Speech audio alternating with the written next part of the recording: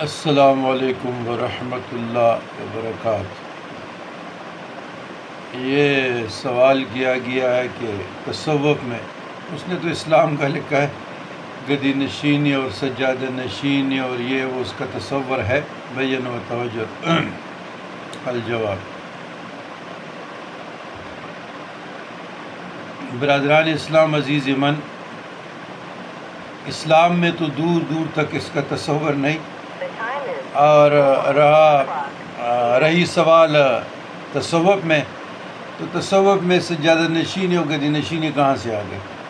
علم لدنی کسی کی وراثت نہیں ہے، یہ بر صغیر پاک و ہند کے تحفے ہیں جو گلی گوچوں میں نے اس پہ کافی تحقیق اور ریسرچ کیا ہے،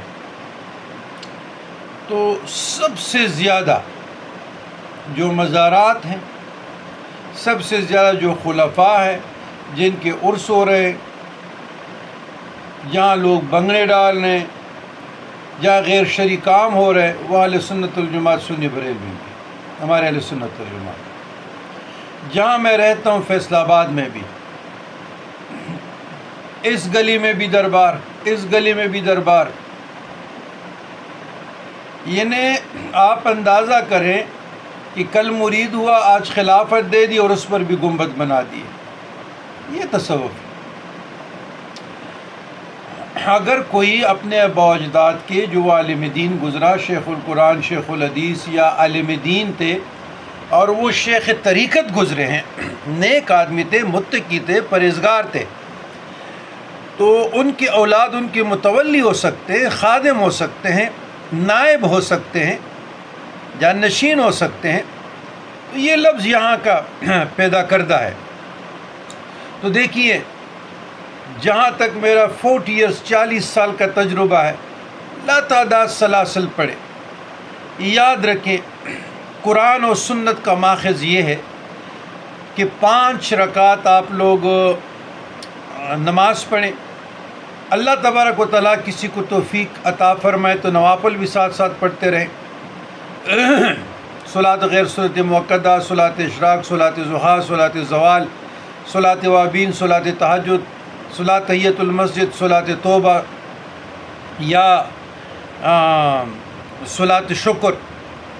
تو اس کے ساتھ قرآن مجید کی تلاوت کریں، تفکر و تدبر سے بے شک 1-2 آیاتیں بھی پڑھیں ترجمہ تفسیر کے ساتھ، اور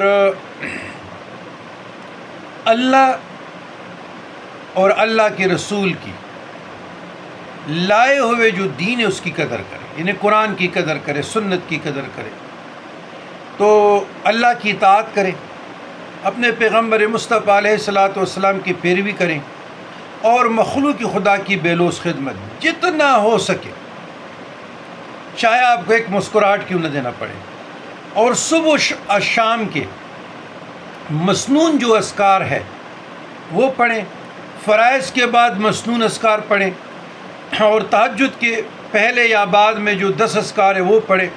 آپ کو کسی شیخ کی ضرورت نہیں ہے، آپ کو کسی پیر کی ضرورت نہیں ہے، آپ شک میں وہم میں نہ پڑیں، اپنے وقتوں کو برباد نہ کریں، اور اس میں جو 20 اذکار ہے تقریباً میں پڑھتا ہوں، اور میں نے سینکڑوں فالوور، ہر فالوور کو، ہر ارادت مند کو، ہر متقید کو، سب سے پہلے میں صبح شام کے اذکار، فرائض کے بعد اذکار، اور نمازوں کے بعد، اور وہی جو تہجد سے پہلے یا عشاء کے بعد جو 10 اذکار ہے اس کی تلقین کرتا ہوں، وہ آپ پڑھیں۔ اس میں ہر مشکل ہے، ہر تکلیف کا حل ہے، ہر مسئلے کا حل ہے، اور ان معاملات میں نہ پڑھیں، ان معاملات میں نہ پڑھیں۔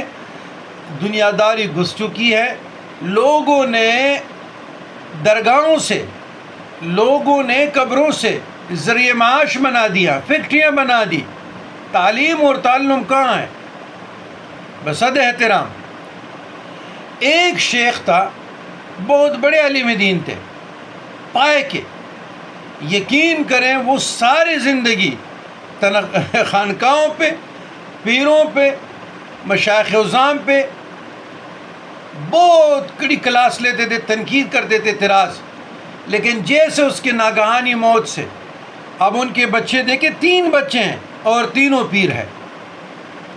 اسی طریقے سے بابا فرید سرکار جائیں رحمۃ اللہ علیہ، وہاں جو موجودہ سجادہ نشین آگے اس کے جو 1 یا 2 یا 3 بیٹے سارے سجادہ نشین. آپ سلطان باہو رحمۃ اللہ علیہ کا مثال دینے، جتنے بھی سلطان ہیں سارے سجادہ نشین ہیں، تو یہ سارے عارف باللہ ہیں. تو یہ علم اتنا سستا نہیں ہے کہ یہ جو ہے نا آپ کو اسودگی میں ملے، آپ کو گھوڑوں کے ریس میں ملے، آپ کو اے سی میں بیٹھ کر ملے. وہ بھائی مخلوق خدا کے جو ہدیے ہے اس کی قدر کریں، وہ حقداروں کو دے دیں. اور مخلوق کا یہ حال ہے کہ انہی لوگوں کو مانتے ہیں، تو تربیت کہاں سے ہوگی؟ تو اللہ تعالیٰ بس سلامت ایمان عطا فرمائیں. علامات قیامت ہے، اور اب سوشل میڈیا کا دورہ ہے، لوگ اس پر مفتی بھی بنتے ہیں، عالم دین بھی بنتے ہیں، شیخ بھی بنتے ہیں، ان کے پاس موکل بھی آتا ہے، جن بھی آتا ہے، حمزاد بھی آ جاتے ہیں، اور ان کے پاس کیا نام ہے کشف القبور و کشف القلوب بھی آ جاتے ہیں. اور کراچی میں جو صاحبان بیٹھے ہیں وہ ایک چرکاب کی بھی 1000 موکل بتاتے ہیں. جو لوگ بنور سنور دلہن کی طرح نکلیں تو آپ اندازہ نہیں کریں کہ یہاں موکل نے کیا کرنا ہے، یہاں کشف نے کیا کرنا ہے. لوگوں کو کیا ہو گیا؟ شارٹ کٹ رستوں کی تلاش میں اپنے ایمان کھو گئے ہیں، قرآن و سنت پہ عمل نہیں ہے. تو سب سے بہترین امام جزری کی کتاب ہے حسن حسین، وہ لے لے. امام قحطانی کی کتاب میں حسن المسلم لے لے، کتاب الاذکار لے لے، اور کتاب عمل اليوم واللیل امام ابن سنی کے لے لے، امام سیوطی کے لے لے، امام نووی کی کتاب الاذکار لے لے، یا امام ابن نسائی کے عمل اليوم واللیل کتاب الاذکار ہے، لے لیں. جو میرے اپنے مریدین ہیں، متقدین ہیں، 1000 بار میں بتا چکا ہوں. تو رہنمائی لوگ حاصل کرتے نہیں ہیں اور ادھر ادھر جو نا وقت ضائع کرتے ہیں. اب ہمیں کافی واٹس ایپ پہ لوگوں کے میسیجز آتے ہیں، کیا تھے جی؟ وہ میرے ساتھ موکل تھا، لوگوں کے کام ہوتے تھے، موکل چلا گیا. میرے ساتھ جن ہوتے تھے، لوگوں کے کام ہوتے تھے. وہ بندہ خدا آپ کے پاس موکل و جن کہاں سے آ گیا؟ اور آپ لوگوں کے ٹھیکیدار ہیں، لوگوں کے کام آپ کریں گے کہ میرا رب کرے گا؟ آپ قل اللہم مالک الملک تؤتی الملک من تشاء وتنزع الملک ممن تشاء وتعز من تشاء وتذل من تشاء بیدک الخیر انک علی کل شیء قدیر تولج اللیل فی النہار وتولج النہار فی اللیل وتخرج الحی من المیت وتخرج المیت من الحی وترزق من تشاء بغیر حساب.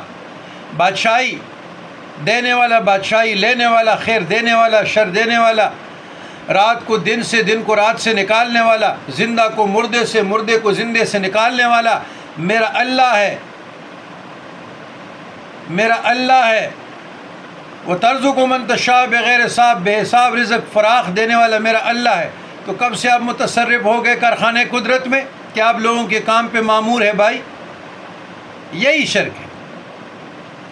تو اللہ معاف فرما دے، ایسے لوگ پھر دین کی خدمت کریں گے، ٹھیک ہے نا؟ تو خانقاہ والے پہ بڑی ذمہ داری ہے، اور ان کو چاہیے کہ وہ صحیح تعلیم و تربیت اپنے متقدین کی کرے، سنت کے مطابق، تعلیمات صوفیہ کرام کے مطابق. یہی سوال ہے. اللہم ربنا آتنا فی الدنیا حسنۃ وفی الآخرہ حسنۃ وقنا عذاب النار.